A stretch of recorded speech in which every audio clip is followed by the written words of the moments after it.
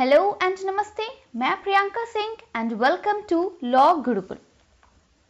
अगर आप MH set, slate, एलसैट या किसी भी लॉ एंट्रेंस एग्जाम की तैयारी कर रहे हो तो आप अनअकैडमी पे मेरे इस कोर्स में एनरोल कर सकते हैं और अपने लीगल रीजनिंग के मार्क्स को सिक्योर कर सकते हैं।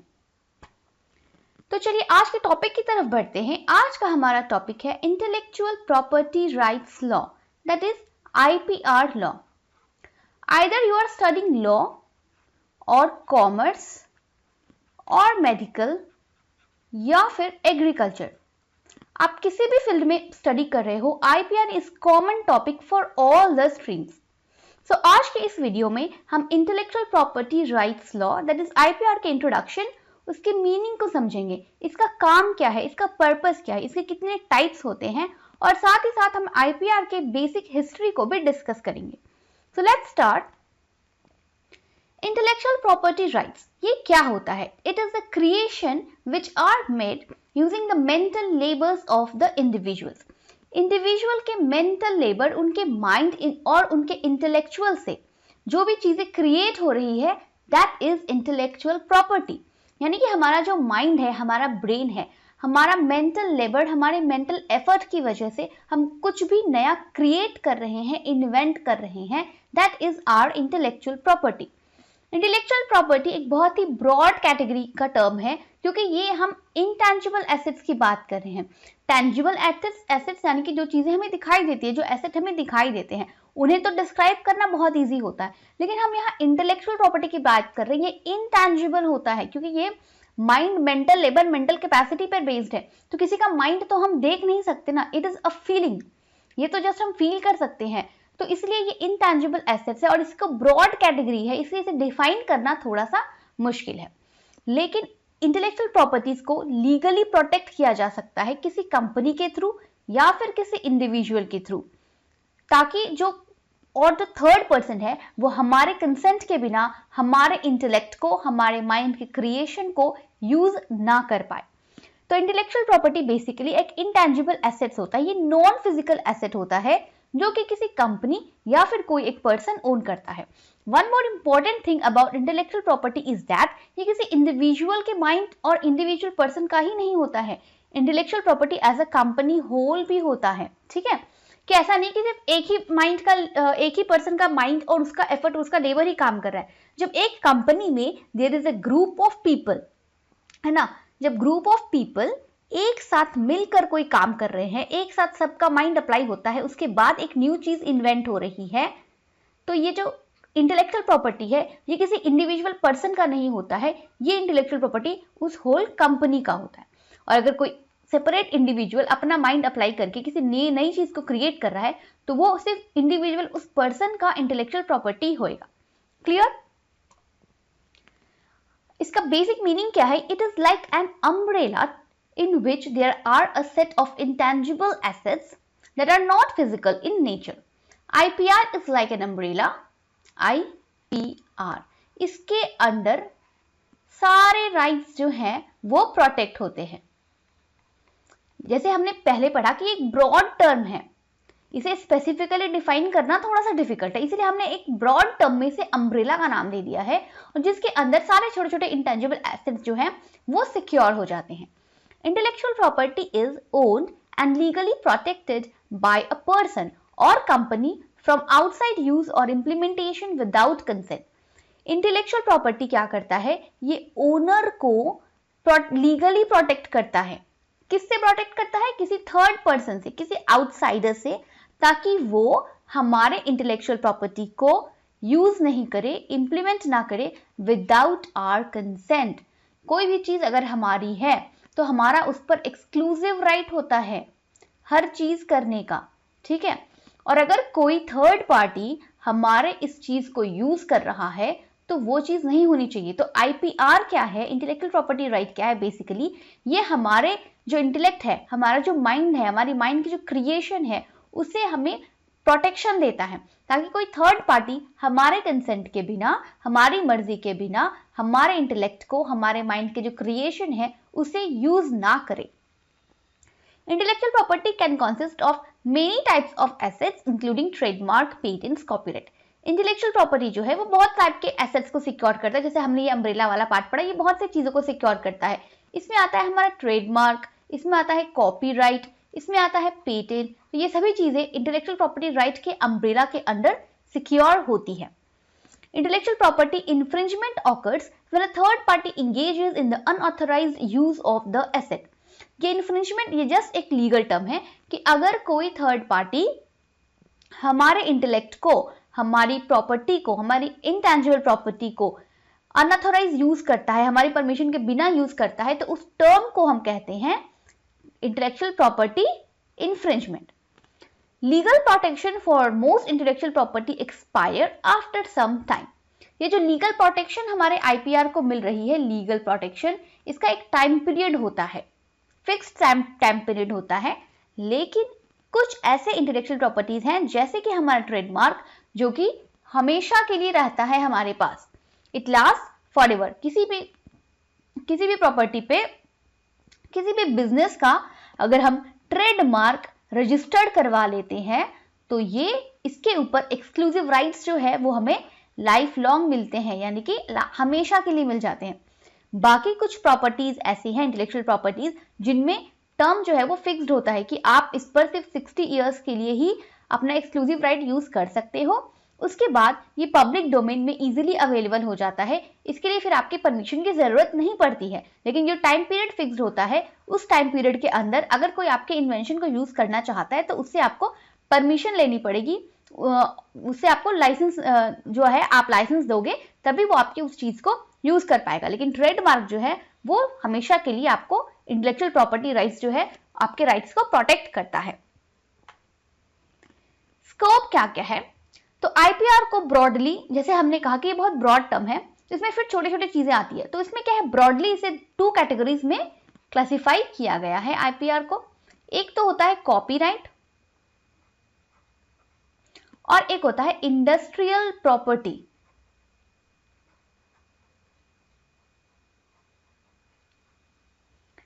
इंडस्ट्रियल प्रॉपर्टी में आता है हमारा पेटेंट, यानी कि कुछ जो न्यू इन्वेंशन हो रहे हैं वो, ट्रेडमार्क, ट्रेड के names, biodiversity, plant breeding rights या फिर और दूसरे जो भी कमर्शियल इंटरेस्ट वाले राइट्स है, वो सभी इंडस्ट्रियल प्रॉपर्टी की कैटेगरी में आएंगे।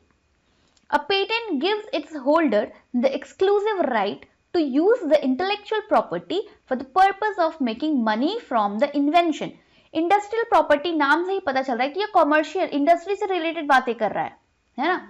इंडस्ट्री यानी कि ट्रेड, कॉमर्स से रिलेटेड बातें कर रहा है। तो इंडस्ट्रियल प्रॉपर्टी में क्या होता है कि इंटेलेक्चुअल प्रॉपर्टी राइट्स जो है वो हमारे एक्सक्लूसिव राइट को सिक्योर करता है ताकि हम उस इन्वेंशन का मॉनेटरी बेनिफिट उठा सके। कोई भी पर्सन न्यू इन्वेंशन क्यों करेगा, या कोई भी पर्सन न्यू इन्वेंशन इसलिए करेगा ताकि उससे कुछ बेनिफिट हो। किस टाइप के बेनिफिट हो? या तो वो सोशल कॉज के लिए तो कर ही रहा है, जब कोई न्यू इन्वेंशन होता है तो उससे सोसाइटी का तो बेनिफिट हो ही रहा है, लेकिन जब तक उसका पर्सनल कुछ बेनिफिट नहीं होगा तब तक उसे काम करने में मजा नहीं आता है।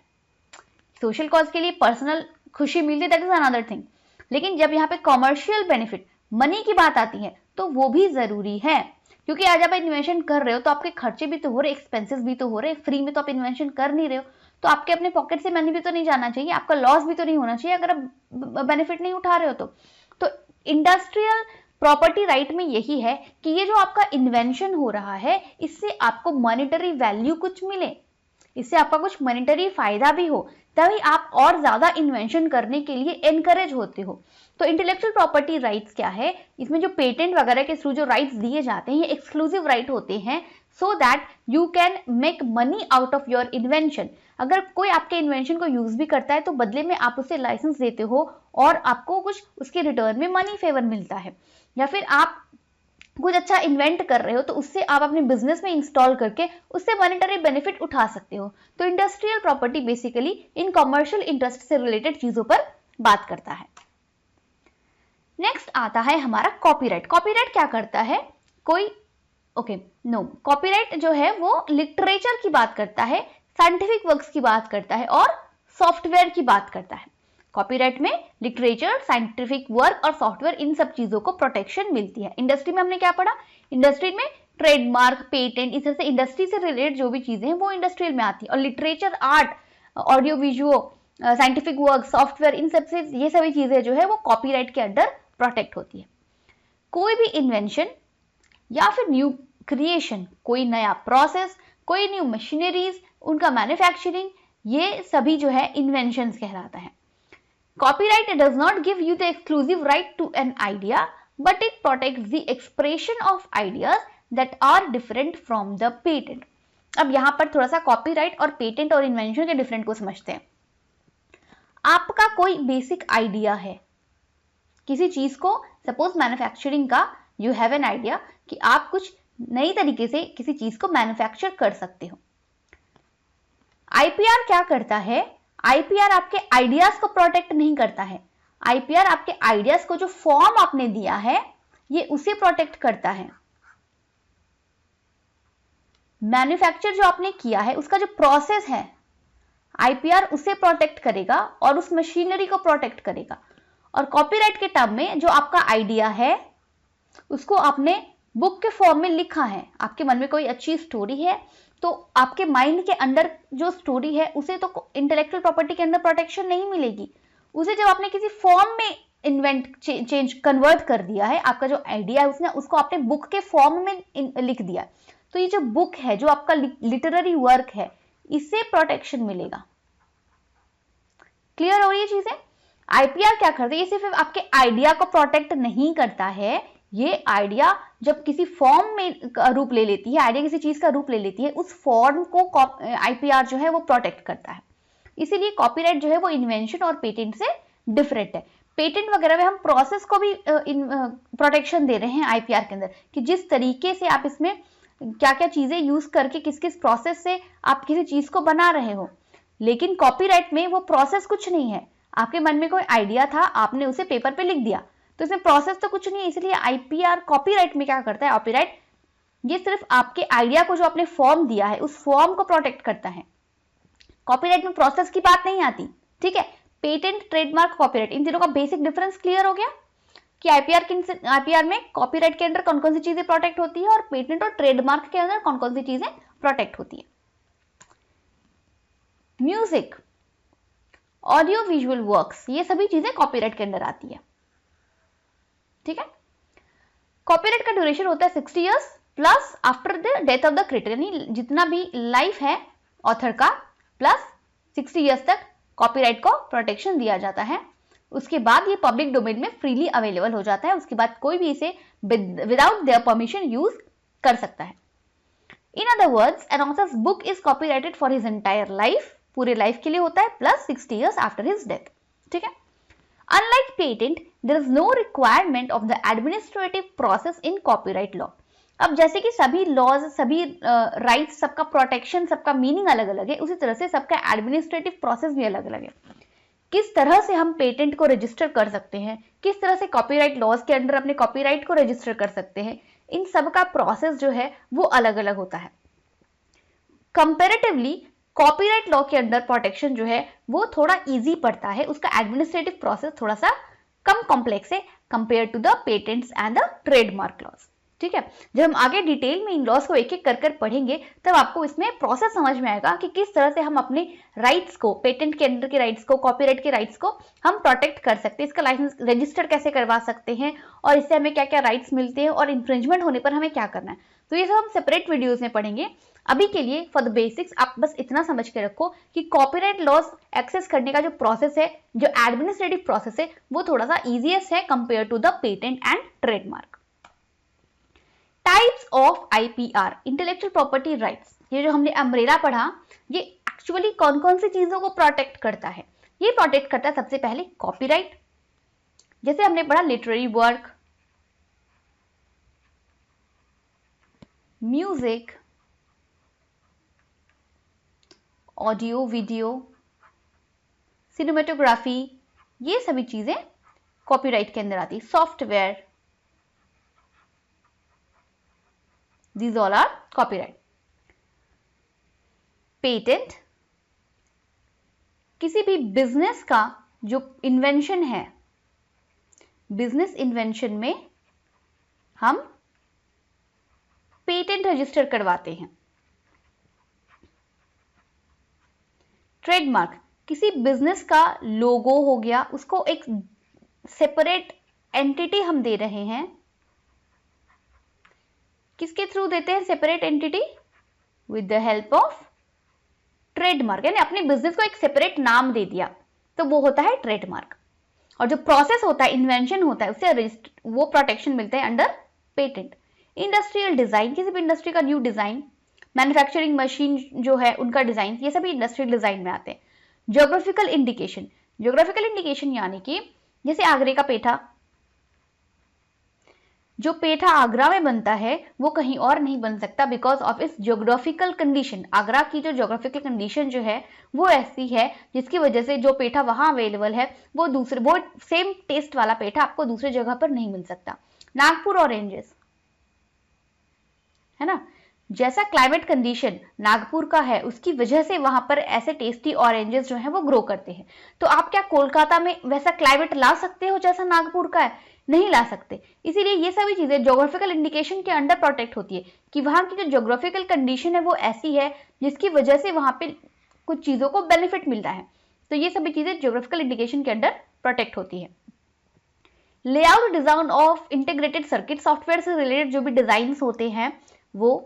प्लांट वेराइटीज, अभी न्यू प्लांट्स की जो वेराइटीज है, न्यू सीड्स जो हैं वो डेवलप हो रहे हैं 2-3 इन्वेंशंस के थ्रू, यानी 2-3 सीड्स को मिला के वैरायटी ऑफ सीड्स जो है, वैरायटी ऑफ प्लांट्स जो है वो डेवलप हो रहे हैं। तो ये सभी, इन सबको भी प्रोटेक्शन दिया जाता है under the plant varieties. Data protection जो कि अभी के टाइम का बहुत इंपॉर्टेंट चीज है, डेटा प्रोटेक्शन, क्योंकि अभी सारी चीजें जैसे कि ई कॉमर्स पर डिपेंड हो रही है, सारा कुछ इंटरनेट के थ्रू हो रहा है, तो डेटा ऐसे में हमारा सबसे बड़ा एसेट है। तो ये डेटा प्रोटेक्ट होता है under IPR, that is intellectual property rights. Information technology and cyber crimes, ये सभी चीजें भी IPR के अंदर ही आती है। इंफॉर्मेशन टेक्नोलॉजी यानी सेम वही कंप्यूटर से रिलेटेड जो भी चीजें हैं। साइबर क्राइम में जैसे टेक्नोलॉजी डेवलप हो रही है तो क्राइम्स तो उसमें होने ही है, तो जो साइबर क्राइम्स वगैरह हैं इन सब के अगेंस्ट भी प्रोटेक्शन हमें IPR यानी कि इंटेलेक्चुअल प्रॉपर्टी राइट के अंडर में मिलता है। अब एक और इंपॉर्टेंट आपका टर्म है जो आपको अभी समझना जरूरी है। अभी जो हमारा IT एक्ट है, IT एक्ट 2000, ये अभी चेंज होने वाला है। इसके जगह पर डिजिटल इंडिया बिल की बात चल रही है, अभी इस पर डिस्कशंस चल रहे हैं।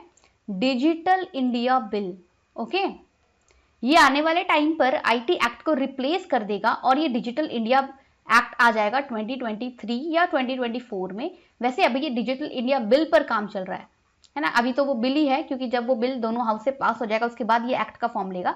तो फिलहाल अभी डिजिटल इंडिया बिल पर बात हो रही है जिसमें हमारे डेटा को और किस तरह से मोर सिक्योरिटी दी जा सकती है, डेटा को किस तरह से मोर प्रोटेक्शन दी जा सकती है, और जितने भी इंटरनेट यूजर्स हैं, ठीक है, इनके राइट्स को और कैसे स्ट्रेंथन किया जा सकता है, इन सब चीजों पर बात चल रही है। तो हमारा IT एक्ट जो है अब 2000 का जो IT एक्ट है वो रिप्लेसमेंट हो सकता है with the digital India bill. तो ये कॉन्सेप्ट आप याद रखना, ये किसी भी एग्जाम में फॉर ए जनरल नॉलेज, ये करंट अफेयर्स के टाइप का चीजें हैं जो आपको अपडेटेड रहना चाहिए with these all terms. Okay, now moving on to the next, history of IPR। Okay, IPR intellectual property right, ये कैसे इवॉल्व हुआ, इसके डेवलपमेंट कैसे है on national and international levels. Ramayana, ये बुक सेंचुरीज अगो लिखी गई थी, लेकिन ये एक होली बुक है और अभी तक मॉडर्न वर्ल्ड में भी इसकी वैल्यू है और इसके लिए महर्षि वाल्मीकि को अभी तक क्रेडिट दिया जाता है। लॉर्ड विश्वकर्मा को उनके आर्किटेक्चरल वर्क्स के लिए क्रेडिट दिया जाता है। तो हमारा कॉन्सेप्ट यही है कि जो भी मेकर है उसका रिकॉग्निशन होना चाहिए। इसी बेसिक फाउंडेशन पर इंटेलेक्चुअल प्रॉपर्टी राइट जो है वो अभी के टाइम पर टिका हुआ है। IPR का बेसिक मतलब, बेसिक एम यही है कि जो भी मेकर है उन्हें रिकॉग्निशन मिलना चाहिए, उन्हें रिकॉग्नाइज करें और उन्हें इसके लिए प्रोटेक्शन भी दे। IPR यही काम करता है जो कि एंशिएंट टाइम्स में रामायणा और विश्वकर्मा के साथ उनके वर्क को जैसे दिया जाता था, सिमिलरली उसी प्रिंसिपल पर IPR काम करता है। कमिंग जनरेशंस में जो भी मेकर्स हैं उन्हें रिकॉग्निशन मिलना चाहिए। इंटरनेशनल लेवल पर अगर हम बात करें तो IPR that is intellectual property rights का जो बिगिनिंग है वो होता है पेरिस कन्वेंशन से। जो कि हेल्ड हुआ था ऑन 1883। सबसे पहले पेरिस कन्वेंशन 1883 में इंडस्ट्रियल प्रॉपर्टीज के प्रोटेक्शन की बात कही गई। हमने अभी पीछे पढ़ा ना कि दो टाइप की ब्रॉड कैटेगरीज है ना, एक होता है इंडस्ट्रियल प्रॉपर्टी और एक होता है कॉपीराइट। तो ये जो 1883 में पेरिस कन्वेंशन हुआ था उसमें इंडस्ट्रियल प्रॉपर्टी आईपी के प्रोटेक्शन की बात की गई थी। उस टाइम कॉपीराइट प्रोटेक्शन की बात स्टार्ट नहीं हुई थी। इसके बाद आया बर्न कन्वेंशन 1886 में, इसके 3 साल बाद, जिसमें कॉपीराइट प्रोटेक्शन की बात कही गई। ये बर्न कन्वेंशन स्विट्जरलैंड में हुआ था। तो ये दोनों चीजें क्लियर हो गई आईपीआर में। हिस्ट्री में आईपी जो है दैट इज इंडस्ट्रियल प्रॉपर्टी है, इसकी शुरुआत हुई थी 1883 में विद द पेरिस कन्वेंशन, और जो कॉपीराइट है उसकी शुरुआत हुई थी 1886 में विद द बर्न कन्वेंशन। ये दोनों आईपीआर का मैग्ना कार्टा है। मैग्ना कार्टा पता है ना, ये है सबसे first written bill of rights. Magna Carta is the first written bill of rights. जैसे हमारे कॉन्स्टिट्यूशन में फंडामेंटल राइट्स को मैग्ना कार्टा कहते हैं, सिमिलरली आईपीआर में मैग्ना कार्टा कौन है? आईपीआर का मैग्ना कार्टा है Berne convention and Paris convention, क्योंकि यही सबसे पहला रिटन राइट्स है जो कि इन्वेंटर्स के, क्रिएटर्स के राइट्स को प्रोटेक्ट करने की बात करता है। Very clear?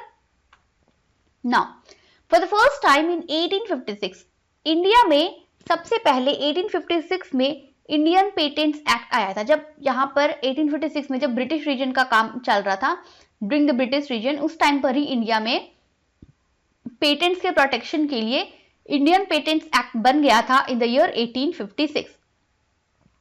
WIPO that is world intellectual property organisation, ये एस्टैब्लिश हुआ 14 जुलाई 1967 को। इंडिया इसका मेंबर कब बना? इन द ईयर 1975। ऑलमोस्ट 8 साल के बाद में, 8 इयर्स के बाद WIPO को, इंडिया ने WIPO को ज्वाइन किया था। और WIPO बना कब था?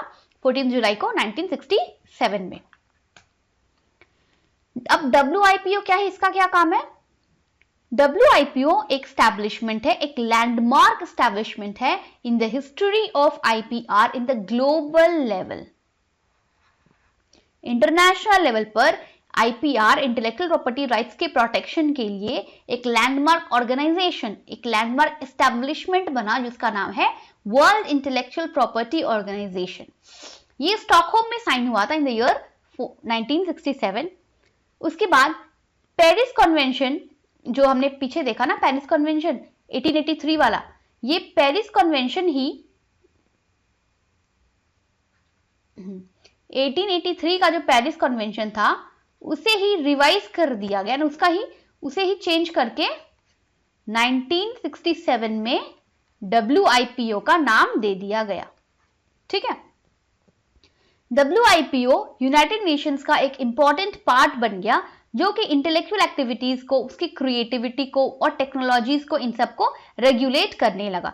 WIPO का हेडक्वार्टर है जिनीवा में। क्लियर? WIPO क्लियर हो गया। ये लैंडमार्क एस्टैब्लिशमेंट है, या फिर फर्स्ट एस्टैब्लिशमेंट हम ऐसा कह सकते हैं ग्लोबल लेवल पर, जो कि इंटेलेक्चुअल प्रोटेक्शन की बात करता है।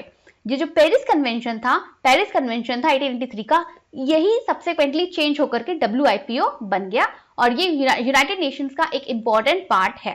ठीक है, इसमें ज्यादा कुछ और समझने वाली बात ही नहीं है। अब हम थोड़ा सा पढ़ते हैं WTO और ट्रिप्स के बारे में। WTO का पुराना नाम ये है GATT, the general agreement on tariffs and trade. इसे बाद में नाम चेंज करके WTO कर दिया गया इन द ईयर 1995। यूरोपीय राउंड जो था GATT का, लास्ट राउंड था, जो कि 1896 से 1994 तक चला। इसी राउंड में डिस्कशन हुआ first time, for the very first time, on the trade linked to agriculture, service and IPR। GATT के लास्ट राउंड में, यूरोपीय राउंड में, एग्रीकल्चर, सर्विस और ट्रेडमार्क से रिलेटेड चीजों पर डिस्कशन हुई। उसके बाद ही उन्हें ऐसा रियलाइज हुआ कि ट्रेड, इंटेलेक्चुअल प्रॉपर्टीज जो है वो ट्रेड में बहुत ज्यादा हेल्पफुल हो सकती है, इसलिए उस टाइम पर वर्ल्ड ट्रेड ऑर्गेनाइजेशन बना गैट की जगह पर। WTO में 123 मेंबर्स ने पार्ट लिया था उस इनॉग्रेल राउंड में, जिसमें इंडिया भी इंक्लूडेड था। ट्रिप्स अग्रीमेंट, WTO के उस अकॉर्ड में ट्रिप्स अग्रीमेंट साइन हुआ इन द ईयर 1995। ओके, जब हम ट्रेड की बात करते हैं, जो हमने इंडस्ट्रियल डिजाइन पढ़ा ना, industrial design, industrial property rights, तो वो सब क्या, वो सभी चीजें कॉमर्स से रिलेटेड थी, है ना। हमने पीछे पढ़ा कि इंडस्ट्रियल प्रॉपर्टी क्या करता है, ये जो है ना, जो इंडस्ट्रियल प्रॉपर्टी है वो कॉमर्स से रिलेटेड चीजों पर काम करता है। तो ट्रेड, WTO का भी काम क्या है, ट्रेड से रिलेटेड चीजों के बारे में डिस्कस करना, उनसे रिलेटेड लॉज बनाना, उसको कैसे और एफिशिएंट किया जा सकता है, इन सब चीजों पर काम करना। तो IP से भी तो यही चीजें हो रही है। जब इंडस्ट्रियल डिजाइन की हम बात कर रहे हैं तो ये भी तो कॉमर्स से रिलेटेड चीजें ही हैं, इससे भी तो मॉनेटरी बेनिफिट ही होना है, इससे भी तो ट्रेड ही होना है। तो ये सब चीजें कहीं ना कहीं एक दूसरे से कनेक्टेड है। इसीलिए WTO ने क्या किया, ट्रिप्स अग्रीमेंट बनाया in the year 1995। TRIPS agreement intellectual property को प्रोटेक्ट करता है which related to the trade region. अब हमें यहां पे एक एग्जांपल समझते हैं। अगर किसी कंट्री ने एक न्यू मशीन इन्वेंट करी है, ठीक है, न्यू मशीन इन्वेंट करी है for the making of suppose some medicine बनाने के लिए वो मशीन यूज होती है, ये बहुत बेनिफिशियल है for the country of India. अब दूसरा कंट्री है USA, जिसे भी ये बेनिफिट चाहिए। ओके, तो अब ऐसे केस में बहुत सारे जो एडमिनिस्ट्रेशन प्रोसेस है वो कैसे रेगुलेट होगा, कैसे इंडिया की मशीनरी USA जाएगी, या फिर ये लोग इसका प्रोसेस इनसे लाइसेंस ले लेंगे, फिर यहाँ पे ये लोग खुद ये मशीनरी बनाएंगे, या फिर इंडिया के लोग वहां जाके ये मशीनरीज बनाएंगे। तो ये सभी चीजों को, यानी ट्रेड जो हो रहा है, बदले में कितने पैसे चाहिए होंगे, तो ये सब चीजें जो ट्रेड होएगा दोनों कंट्रीज के बीच में, इन ट्रेड्स को कौन रेगुलेट करेगा, रेगुलेट करेगा WTO। ओके, क्योंकि ये ट्रेड रिलेटेड चीजों पर काम करता है। फिर इंडिया में जो इस मशीन का ट्रेडमार्क या पेटेंट कह लेते हैं, मशीनरी का जो पेटेंट इंडिया में मिला हुआ है, तो क्या वो पेटेंट USA में भी प्रोटेक्ट होएगा। अब यहां से क्या किया, USA में लोगों ने यहां से कॉपी करके अपने यहां मशीन बना ली, तो ये तो गलत है, इलीगल है, क्योंकि पेटेंट इसका इंडिया में रजिस्टर्ड है। ये जो इन्वेंशन है वो इंडिया के किसी पर्सन A ने किया है, तो ये तो A के ऊपर, A का इस पर एक्सक्लूसिव राइट होना चाहिए। USA के लोग इस A के इन्वेंशन को ऐसे बिन अनऑथराइज यूज नहीं कर सकते। तो इनका जो IPR है, इंडिया का जो पेटेंट राइट है, IPR हुआ ना, इंटेलेक्चुअल प्रॉपर्टी हुआ, तो ये कैसे प्रोटेक्ट होगा, ये प्रोटेक्ट होगा ट्रिप्स के थ्रू। इसके जो भी रूल्स और रेगुलेशंस हैं वो ट्रिप्स अग्रीमेंट में मेंशन है। ट्रिप्स एक बहुत बड़ा अग्रीमेंट है। वैसे तो जितने हमने 9-10 टाइप्स पढ़े ना IPR के, कॉपीराइट है, पेटेंट है ना, और ट्रेडमार्क है, इन सबसे रिलेटेड अलग अलग सेपरेट लॉज है। लेकिन ट्रिप्स क्या करता है, ट्रिप्स एक सिंगल अग्रीमेंट है जिसमें इन सभी राइट से रिलेटेड जो स्पेसिफिक क्लॉजेज हैं, रूल्स रेगुलेशन, सब ऐसा कह सकते हैं, वो सब एक सिंगल अग्रीमेंट में मेंशन है, जिस अग्रीमेंट का नाम है trips agreement. Clear.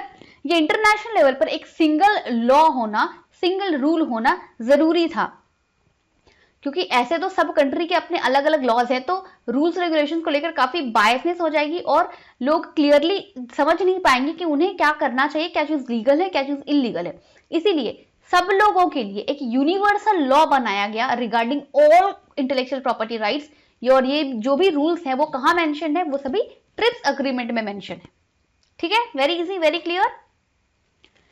To facilitate the implementation of the TRIPS agreement, the council of TRIPS ने क्या किया, ट्रिप्स अग्रीमेंट अच्छे से काम कर सके, यानी WTO अच्छे से काम कर सके इंटेलेक्चुअल प्रॉपर्टी पर, इसलिए उसने WIPO के साथ में एक मल्टीकोलैटरल कोऑपरेशन अग्रीमेंट साइन किया इन द ईयर 1996।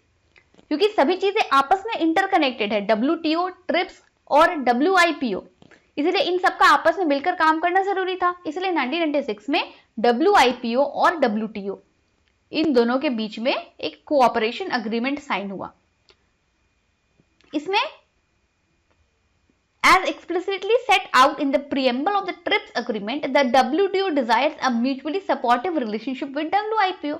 ये कोऑपरेशन अग्रीमेंट इसलिए साइन हुआ ताकि WTO और WPO WIPO आपस में सपोर्टिव तरीके से एक दूसरे को सपोर्ट करके काम कर सके, दोनों को एक दूसरे की जरूरत है। WIPO is the very first organisation establishment for intellectual property rights, और WTO का जो ट्रिप्स अग्रीमेंट है वो रूल्स और रेगुलेशंस की बात करता है ट्रेड से रिलेटेड चीजों के लिए, इसलिए दोनों का म्यूचुअली काम करना बहुत जरूरी है। इसलिए इन दोनों का कोऑपरेशन अग्रीमेंट साइन हुआ था 1996 में। The agreement provides cooperation in 3 main areas. अब ये कोऑपरेशन किन किन चीजों में चाहिए? एक्सेस करने के लिए, for the translation of laws के लिए, इम्प्लीमेंटेशंस के लिए, और उसके प्रोटेक्शन के लिए, या फिर टेक्निकल कोऑपरेशंस के लिए। इन सब के लिए दोनों का आपस में काम करना जरूरी था और ये लोग दोनों एक दूसरे को सपोर्ट करते हैं। अब हम आते हैं बेसिक टाइमलाइन पर। अभी तक हमने क्या क्या पढ़ा हिस्ट्री में? सबसे पहले हमारा आया था पेरिस कन्वेंशन 1883 में, उसके बाद आया बर्न कन्वेंशन 1886 में, फिर आया WIPO that is world intellectual property organisation 1967 में, उसके बाद आया WTO 1985 में, WTO के अंडर बना ट्रिप्स 1996 में। तो इस तरह से हमारा इंटरनेशनल लेवल पर फाइनली ट्रिप्स अग्रीमेंट बना जो कि इंटेलेक्चुअल प्रोटेक्शन की बात करता है। इसके बाद जो जितने भी कॉपीराइट, जितने भी इंटेलेक्चुअल प्रॉपर्टी राइट्स है, जैसे कि कॉपीराइट, पेटेंट, ट्रेडमार्क, इन सब की अपनी अलग अलग भी हिस्ट्री है। तो जब हम उन एक्ट्स को पढ़ेंगे, उन राइट्स को पढ़ेंगे, तब हम उनके हिस्ट्री को इंडिविजुअल तरीके से समझेंगे, वरना ये हॉचपॉच हो जाएगा और आपको हिस्ट्री का जो टाइमलाइन है वो समझ नहीं आएगा। तो बेसिक्स जो ओवरऑल इंटरनेशनल लेवल पर इंटेलेक्चुअल प्रॉपर्टी के प्रोटेक्शन की बात करता है वो है ट्रिप्स, जो कि फाइनली बना था 1996 में। So that's it for today. I hope ये वीडियो आपको अच्छी लगी हो। प्लीज चैनल को सब्सक्राइब करें and hit the bell button. Thank you.